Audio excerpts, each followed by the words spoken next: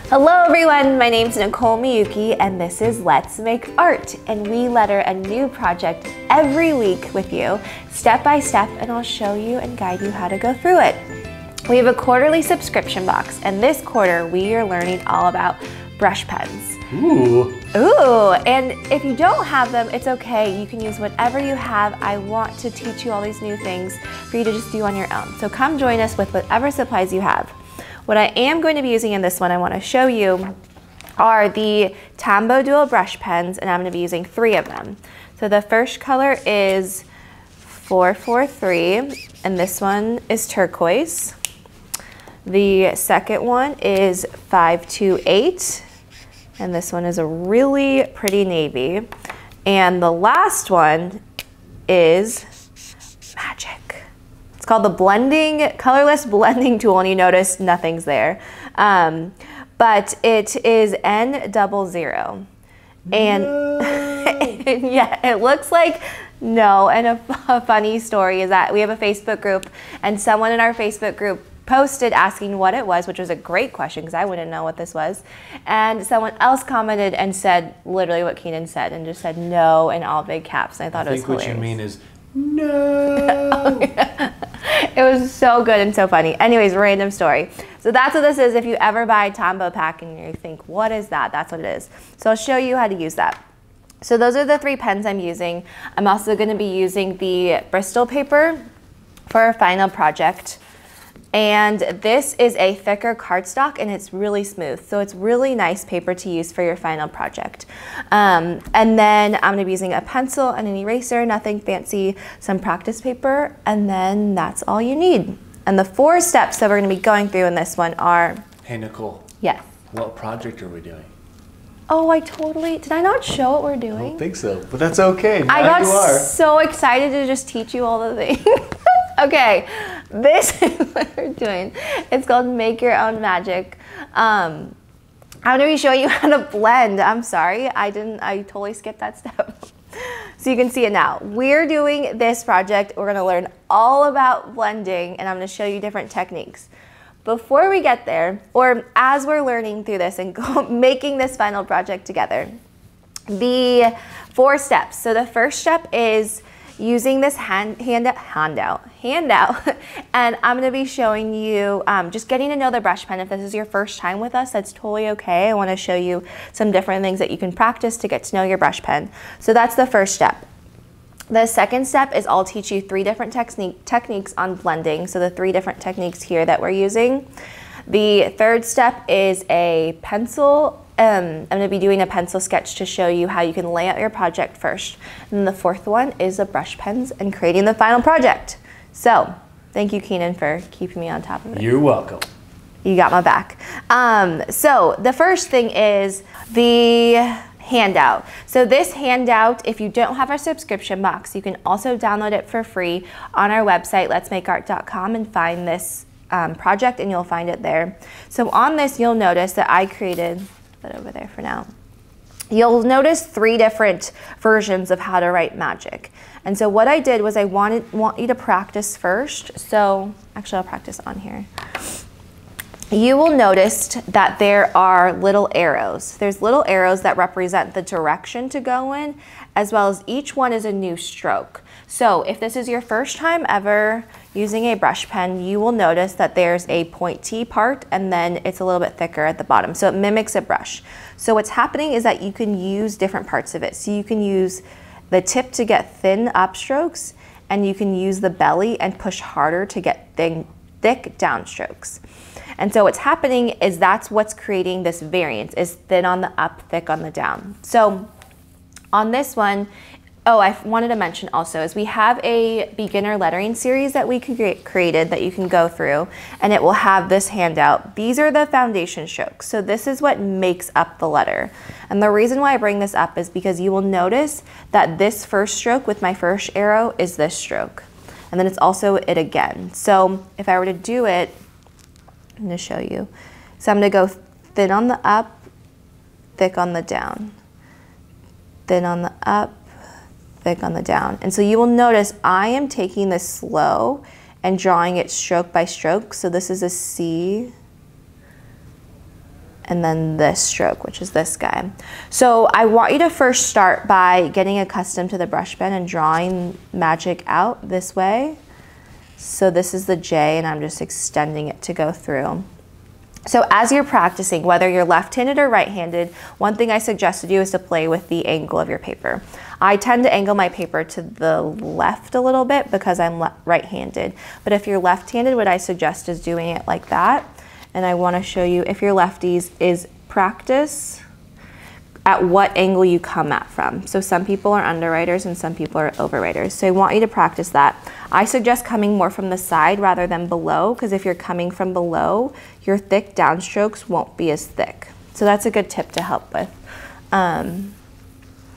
So practice and get to know the brush pen. And then the other thing, so once you do that, I also created, you'll notice this one looks different than this one. And the reason why is the angle of it. So this is something that we went more in depth on, where's my guide? On the project called, what was it? Oh, Stop Wishing, Stop Doing. So that's where this handout is coming from if you want to reference that. I just want to show you, this is another way you can mix it up. So you'll notice that I use this guideline and I place my paper on top of it. I think the project was Stop Wishing, Start Doing. What did I just say? Stop Wishing, Stop Doing. Oh boy. It's okay. It's all right. I'm jumbling my words. We're a team here, Nicole. Thank you. He keeps me in check. What did I say? Stop Wishing, Stop Doing. Start Doing. I should say it's called Start Doing. So talk about angles in that one. So this one is, I'm using marker paper is also really helpful to practice with. And what I'm using is, I really like Strathmore's marker paper. So if you were to write magic again, you can either use this as your guideline, or if you want, you can use this. And what's happening is that I'm parallel to all of these angles right here that I'm following. So that's how I'm making my letters more slanted. So those are that's something that you can practice if you want to create a different style. And then the last one that I wanted to go over as you're starting to get to know your brush pen and doing things differently is you'll notice on this one that all of my letters are a different size. So this is a fun thing that you can play with. And what I actually did here is you can either choose to angle it or not, but what I want to show you all is, here's my pencil. If you want to, so technically when you are lettering, everything sits, all of your lowercase letters, which is your X height, sit on this line.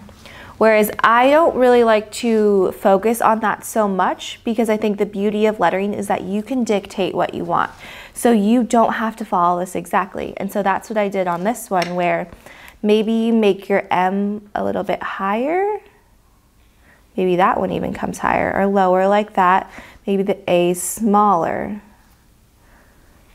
So you can play, and you also don't have to connect everything. So you can see how you can mix it up like that. And maybe the next time you make the A bigger and the G smaller. So those are things that you can play with and mix up. And you'll notice I'm not exactly following that. So that's just why, if you have this handout, you'll notice there are 3 different options that I just wanted to give you to play with. But just remember to take it slow while you're getting used to it, and think to yourself, thin on the up, thick on the down, and take it stroke by stroke. So that's step 1. Step 2 is now the fun blending part. And if this is your first time doing it, I want you to just go for it and practice with us. Don't feel like you have to get it right on the first time. This is how you're gonna learn. You're gonna learn by doing. So don't sit there and get a little bit intimidated. I want you to go for it and try it. There are 3 different techniques that I'm gonna go over. The first one is called blending on top. And so with that one, you will notice, where is it? Oh, right here. So this is the first technique. So you will notice that you can see it's darker on the bottom, and then there's like a medium shade, and then it's lighter on top. So you can decide, do you want it to be darker from the bottom to the top? Do you want it to be darker from the top to the bottom? Or you can even do it left to right, or either way. But you can decide, and I would keep it similar and not kind of mixed up within the letter so it feels cohesive. So to do that, I'm actually already set up because I have this. So I would choose your lighter color. So for in this instance, I'm using the 443 turquoise. So I'd put that down, and then I'm going to use my darker color. And what I'm doing is I'm going to be drawing little blades of grass and lightly grazing. You don't need to press very hard actually. I'm just lightly drawing little blades of grass and moving in an upward direction because I chose to do it from the bottom. So you can see that what I don't want, what I would like you to avoid is drawing just a straight, kind of going like that so you have a perfect straight line. That's a totally different, you can do that, but if you're trying to create this gradient look, it's harder to blend if you have such a straight line. So like I said, what I'd like you to practice is drawing little blades of grass like this, going up like that, and so doing that on top of it. And so by doing that, I'm going to finish this out. Then the next step is going with your lighter color and overlapping and blending that back in. So it's really cool. It creates this, it's like a fire look to me. But I'm just, again, drawing different blades of grass. And actually, well, again, like I said, the best way to practice is just by doing it. But if you want to start with drawing little blades of grass up from the beginning just to get your hand used to it, that's totally fair. I'll do one more just to show. So you can decide, do you want them to be a lot higher? Maybe your darkest color comes a lot higher. Like I said, I think it's personal preference. I would keep it pretty similar, just so that it helps the eye to know what's happening. So again, step 1 is lighter color. Step 2 is adding a little bit darker color. And then step 3 is going back with your lighter color and overlapping it again and drawing little blades of grass. So that is the first technique. The second technique, and this one is called Ombre. And this is one that, if you will look at this, you can tell it's a little bit lighter on the left, or sorry, darker on the left side than the right side. And so to create this, what you're gonna do is, I did this earlier to practice so you can see a little bit. The first step with this one is, actually you can see it better, is, I should mention, I forgot to mention, this is a nothing special. This is just a plastic bag. Tombow also makes a blending palette, and this is essentially paper that's laminated. So you can use that if you have that already. But if you don't have that, I just suggest using a plastic bag. This totally works perfectly fine. Or a ceramic dish that you're okay with, especially if you use it for watercolors. That's an option. You can use a ceramic dish to use that. Just something that has a smooth surface, and so the ink kind of sits on top of it rather than seeping into it. So, plastic bag. What I want you to do is take your darker color. So in this instance, I'm taking my navy blue, and I'm just going to, I'm gonna do a couple. Just draw on the plastic bag directly. I'm using more of the belly of the brush so I can get more on it rather than just the tip like this. And also that will keep your brush from fraying easier if you don't just push really hard to it, is I'm using the belly of it and angling my hand and just swiping a little bit. So that's step 1. This is step 1 of the second, maybe we can add some. We can do that. Okay, thanks. This is step 1 of ombre technique. I'm gonna say it like that. Then the second step of that one is, once I do that. Maybe the second portion Thank you. The second step. Deal. Yeah. Is I'm going to pick up this darker color with my lighter pen. And I want to mention that these brush pens are self-cleaning, so you'll notice when I do it, you can just clean it off. And it's okay if it gets discolored. It will eventually come out. What I'm gonna do is I'm just gonna pick up a little bit of this color, and I'm just gonna pick it up on the tip of the pen, not the whole thing. And I'm gonna follow and draw this at an angle as well. So you can see that it's darker on the tip of it It's super slight. And That's so cool. I love it. If you want it to be more of a drastic color, you can pick or a drastic contrast. You can pick a lot lighter color and a lot darker one. But for this one, I wanted to have kind of that gradual color change. So that, and then if you want, so you'll notice when you're looking at this, I picked up the turquoise, so you'll already see it. So if you were to just do this again, you'll just be picking up more turquoise. So that's why sometimes it's helpful to give yourself a couple swatches of it. So I'm gonna pick more up and keep going. So you can decide, do you want each letter to be different, or do you want, oh, I love it, oops. That is so cool, Nicole. Gosh. Thanks, Caleb. I know, it's fun. It's like a little trick. Pro tip. Or, so you can either do that where each letter or each stroke that you do, you go and get more. Or if you want, you can just get, I'm gonna do it one more time. Get a lot more. Maybe if you do want, maybe I get a lot more on this. And you start, so then it's this darker blue. And then by the time you get to the end, it's back to its normal color. So that's another technique. So there's two different ways you can use this ombre technique with. So you'll notice that this brush is self-cleaning, like I said. So although I picked that color up, it's now back to its original color. I'll show you. That's the navy. Oh, and it even started. So it's really cool in that it'll just eventually go back to its original color. So that's the second technique. Then the third one is when you're looking at this you can see it's a lot lighter, and the reason why is now we're going to be using the colorless blender. I have two of them because I wanted to show you how it starts. Can you see that okay? I feel like it's a weird contrast. Just so you can see what's happening. This is a brand new one. So this is when you have it, it will look like this, will be clear. And this is one that I've used because I made this final project, and you can see it's stained. However, you can't, I guess you can barely see it.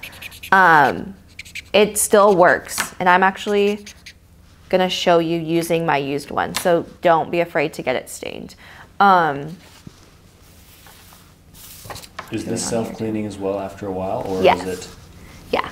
Nice. So when it goes to sleep, it just takes care of it. It's just nice and clean.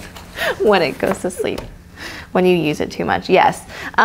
So I'm going to use my lighter color for this one. And sorry, I'm trying to make sure you can see what I'm doing. I'm using the turquoise one for this one, and I'm gonna give myself a little bit right there. And so I'm gonna pick it up, and so it starts out darker, and then it will eventually, I guess this is the self-cleaning part. You can decide, do you want to trick the person? It literally is disappearing. Or what you can do is you can do what I did here, where you will notice, so the reason why I had such a heavy color on the side, if this happens to you, is because when I picked this up, I swiped, and I'm swiping color, and it's more on like half of this brush pen. So that's why when I do that, you get a full solid color. Rather than, let me get rid of this. So this is the self-cleaning part if you want to get rid of it. So you can tell you don't have any more blue on this. Rather than if I were to do this and give myself a few.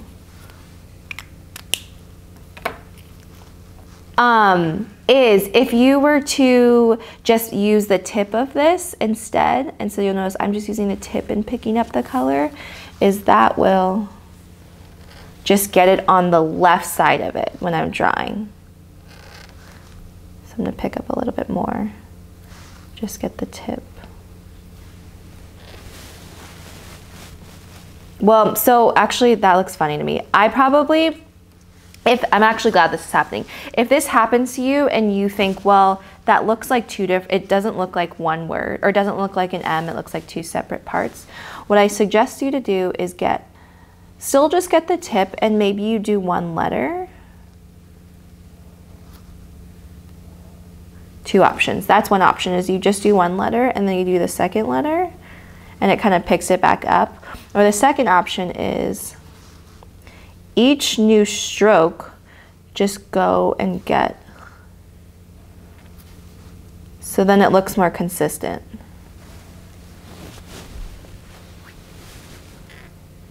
M-A.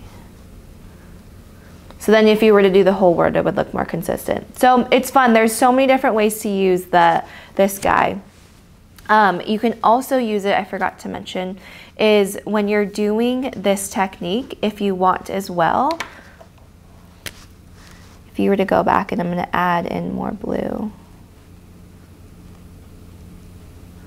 I don't use this for this as much, but another option is, instead of going back with my original color, you can go back and blend it like this, which still works actually.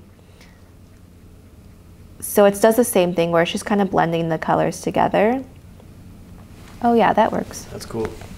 I would be mindful of when you're doing it too much, especially depends on what type of paper you're using. Just like with watercolors, if you paint too much into it and scrub it a little bit or rub into it, it will eventually start to pick up the paper. So you can even kind of see, yeah, it's kind of picked up, well, I don't know if you can see that, but it kind of picked up some of the paper. This is computer paper that I'm using, but it will happen. So just be mindful of not to rub too much, or else that will happen. Cool, so that's that's step 4. 3, wow, I can't count 2. I don't know what comes after 4, 1. 3, 2, 1, 2. Sorry, my brain today. That is step 2. Step 3 is we're going to do the pencil sketch of the final project. So at Let's Make Art, we really like to be able to teach you something and then show you a project that you can do to use those skills and put them to work. So I created, if you want to do a similar layout to this, what I did was I set you guys up and I created, these are just squares so that you know where to draw your letters. Because a common thing is you might not know how to center things, and this is just a good way to set you up. So when you're using this, maybe you look at this and figure out what style you want. Do you want your letters more straight up and down? Do you want them angled? Do you want to try and play with this bouncy balancing of changing up the letter sizes? So those are some things you can play with. So what I do with this is just a computer paper, and I'm going to sketch out my final project. So I'm deciding to angle it. So what I'm going to do is I'll show you. I'm just going to give myself some guidelines. So I know I want to try and keep them at that angle. So all my downstrokes are going to follow that.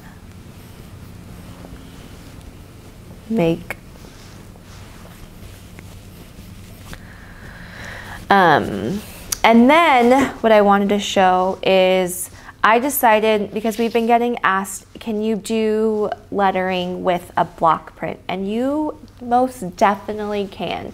You don't have to do script, especially if you don't know cursive or if you don't like cursive. You can totally do it. I noticed that you glanced at me when you said, especially if you don't know cursive. No, I know you don't really like. You don't like no, that's cursive. fine. This was just for Keenan. No, I didn't glance at you. Is that I want you to be able to choose what you want to do, and I want to show you that you can use the same technique of the thin on the up, thick on the down, and especially this blending technique, because you can see this looks really cool. So that's why this is a little bit smaller of a space, so you can do that. You also, if you want to match, so you'll notice this whole thing I decided to draw at an angle. So I'm going to use this same angle guide. Maybe I'll do this for myself here. And I'm going to draw all of them at that angle. Here. Nicole, can you do a hair flip for me? Thank you. If you have to do it and erase and do it a couple times, that's totally fine. But for time purposes, I'm just going to use with my first try at it. So make your own and then magic. And for this one, what I wanted to show you is as you're learning lettering and figuring things out, one thing that you might notice, just like how I mentioned, where's all my scratch paper? Oh, on this one, how I mentioned that you can dictate the height of your lowercase letters. What you can do for this one is, because we don't have any taller letters, so all of them sit at the same height, because magic, there's no K or there's no T or anything that's higher, which is the ascending. What you could do is you can decide, do I want my letters to be big? Do I want my letters to be medium size? So maybe you draw yourself a guideline, and that's where you can try, or not try, but you can use that as your guideline for all of your letters to sit on.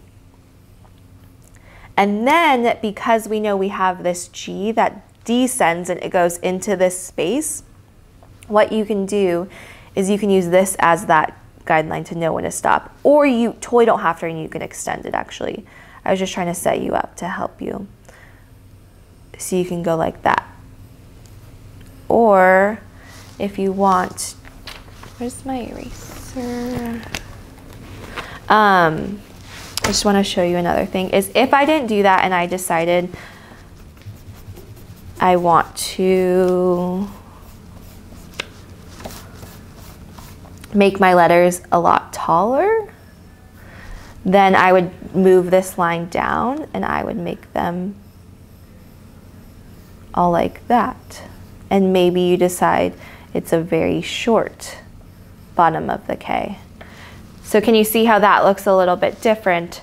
Well, actually, this looks like a capital N. I probably, see, this is, I don't do this technique very often, but I just wanted to show you that you can do this. Is if you want, technically, unless you want a capital N, these would all go at the same height. Like that. Yeah.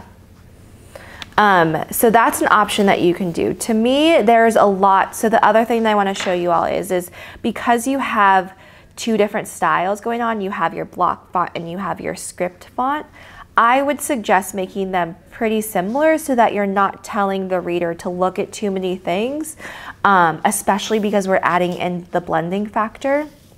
So I'm going to do it one more time, and I'm just going to make it a pretty similar size as these guys.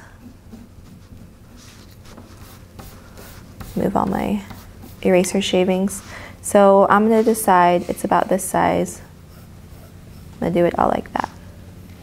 But I'm going to play with making my letters all a little bit different, like what I showed in this example. So I'm going to make my A a little bit smaller. I'm going to extend this all the way down. And also, I didn't mention, it was in the Mother's Day envelopes that I talked about the concept of creating a nest or creating a home with your letters. And that's what I did with this G, is I just wanted to extend it. We're also going to go over flourishing, but that's another project. So that is my template. That is step 3. Then the final one is using my Bristol paper, and I'm going to rip out a piece. So this is for my final project, and I like to do this because this is my game plan and my template, like I said, to figure it out. I'm going to use a light box. So when I'm using this, well, I did it in pencil, so you can't really see it. So what I always suggest doing is you can either go over it with a Sharpie marker. Just the whole goal is to be able to see it through, because you can tell, I don't know if you can see it, but I can see that a lot more than my pencil lines. So that will help. Or if you want to use this as practice, which this is a great time to practice, is pick your darker color that you have and practice your thin on the up, thick on the down. So this is a good time to do that as well. I'll finish this out. So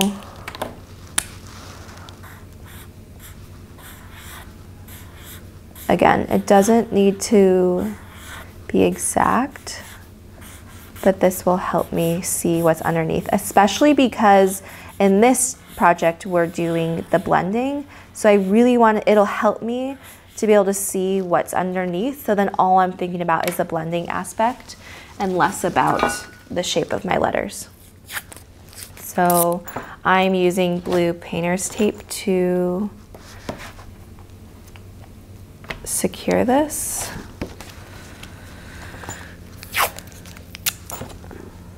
And it's nice because then I can kind of see what's through and then center it. I think that's centered. Okay. So let's work on the blending. So the 3 techniques that I showed you in the beginning of this are in step 2. We're gonna use one word for each one. So the first one, if you remember, was called, I can't even remember now. Blending on top. Blending on top. Nailed it.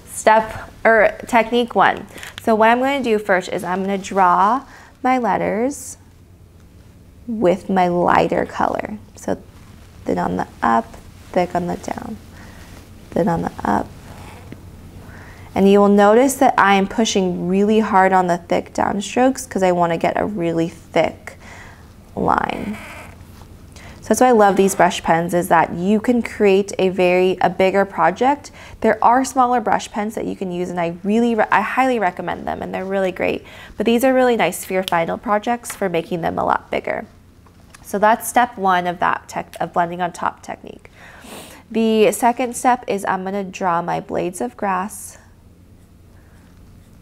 and I'm gonna lightly, so I'm not pushing too hard, I'm just drawing little blades of grass. Again, you can decide, do you want your darker color to come from the bottom or do you want it to come from the top? You can decide.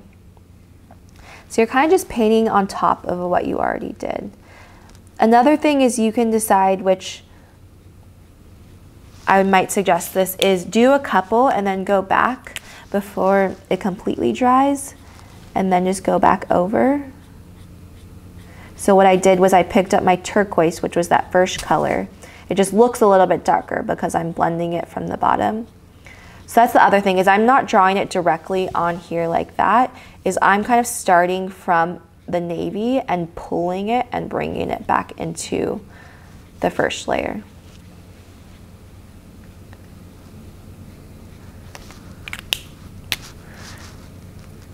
And like I said, don't draw straight lines, just kind of draw little blades of grass, which are all at different heights. And then maybe these go like that. So you can see that this looks a lot different than that. And that's just because these ones I already blended out. So I'm going to continue and do the same thing. And you can decide, do you want this blending to go all the way to the top, or do you want to still have a little bit of the first layer showing?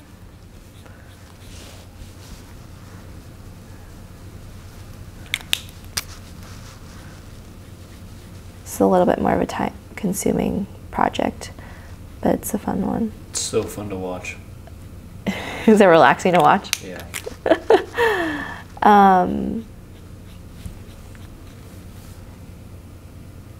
Like that. Need to reshape it a little bit. Ooh, so fun. Okay, so that's the blending on top technique, the first technique that we went over. Then the second technique is using my, where did it go? Thank you. You're welcome. So many things. My plastic bag. So I have so many swatches. I'm going to be using the darker color first, like I said, and I'm going to be giving myself a few swatches. Then using the lighter color and picking it up. I want to make sure actually first that this is already its original color. So I'm going to pick up a little bit with just the tip. So you can decide, I'm going to pick up a little bit each one, so then it will consistently have the darker color on the left. So again, I'm not lifting with my entire brush pen, I'm just using the tip and picking up the color. So thick on the down, thin on the up. So this is the part where I wanted to show you that you can totally do block font. And so you're thinking of the same thing and doing thick on the down, thin on the up. Thick on the down. So again, I'm deciding to doing it and picking up the darker color on every stroke, but you don't have to. Make your own. Then on the up. So I noticed that I started to run out. So I'm going to add a little bit more.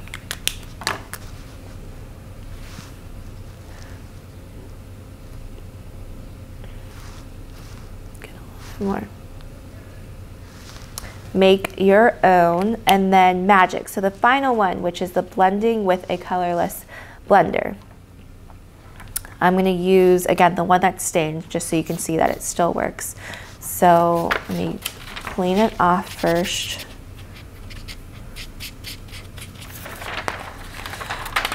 And I'm going to use my lighter color. Is this my lighter? Yeah. Can you do a quick hair flip for me? Yeah, thank you. Thank you. So I'm going to give myself a few swatches. So picking it up. I'm going to decide to do it similar where I'm going to pick up every stroke. But again, like I said, if you want, you can do it and have it completely disappear by the very end. So talk to yourself and say thin on the up, thick on the down. Thin on the up, thick on the down. So I'm taking this pretty slow. As you are getting comfortable with this, you'll start to notice, okay, how much do I pick up? When do I pick up?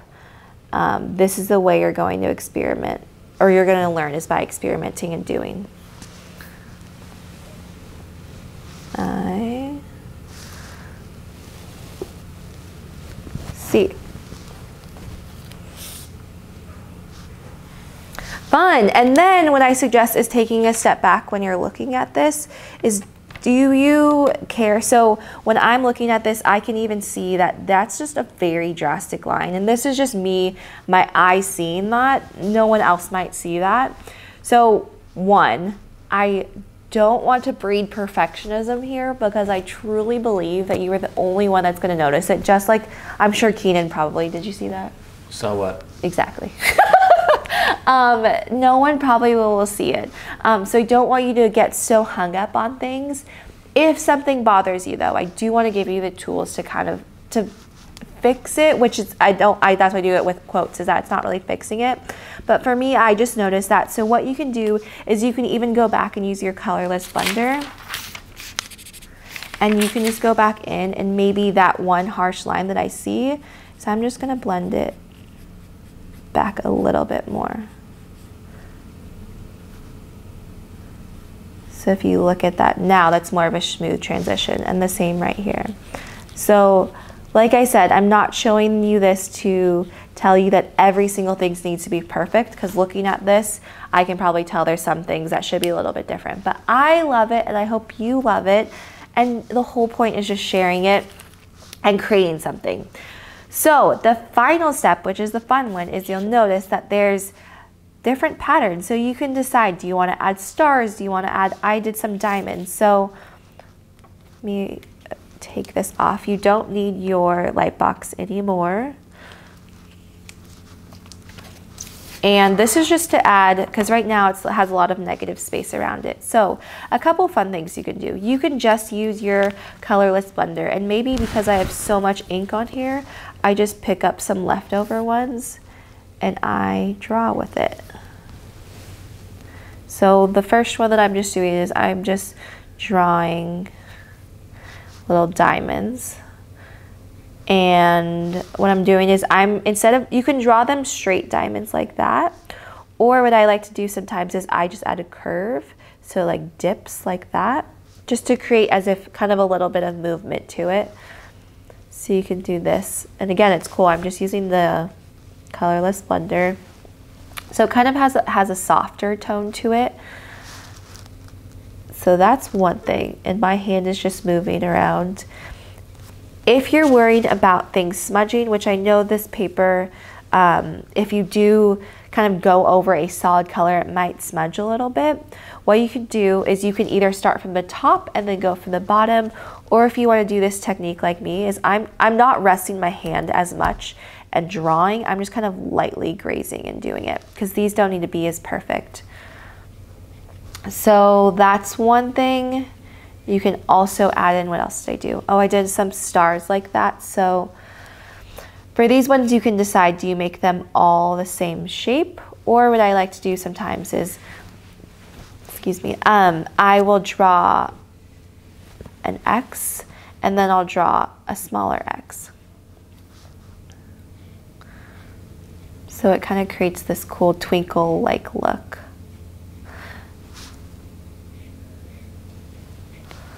This is very relaxing and meditative too, actually. What you can also do at the end, if you want to add things, is you can add little dots around it. You can fill up your whole entire page. You just do part of them. This is for you to have fun with and to design yourself. I just want to give you some tools to be able to do that. What was another one? I'm going to add a few more. You can mix up the size of them. Oh, I really like this. Do more of them. You can also just add circles and dots if you want. So the idea is you're just filling in the space, creating some magic.